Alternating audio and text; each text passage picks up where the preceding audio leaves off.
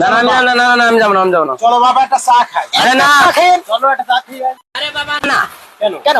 আমি আমার জীবনে তোমাদের এই বুদ্ধি জ্ঞান হয়ে বলতে আমার এই যে হ্যাঁ 200-400 বছর বয়স, হ্যাঁ। জীবনে কোনদিন দেখেছো চার দোকানে বসতে? তুমি তো কিপটে, তুমি বলবে কেন? এই যে বাবা, এই যে বাবা আমার বলে আমি কিপটে। হ্যাঁ আমি আসলে কৃপণের জন্য চার দোকানে বসিনি তা না বাবা। তাছাড়া কি বাবা? এর পেছনে একটা হিস্টোরি আছে, কি?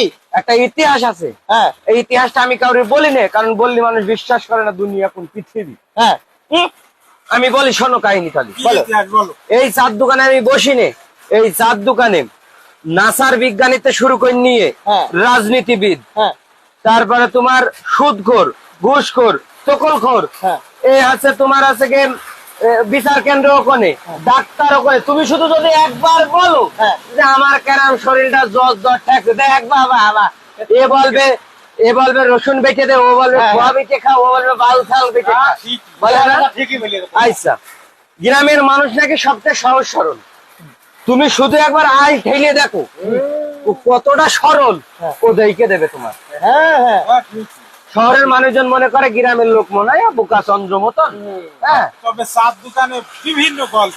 হ্যাঁ, এই জন্য যে বললাম সংসদ ভবন থেকে শুরু করে নিয়ে একেবারে মাঠের আইল ঠেলা পর্যন্ত সব ওখানে বসে গেজাত মারবে। এই জন্য বিটা আমি চার দোকানে বসিনি। তোমরা মনে করো আমি মনে হয় কিপটে, না বাপ, অরিজিনালে আদতে আমি কিপটে নাই।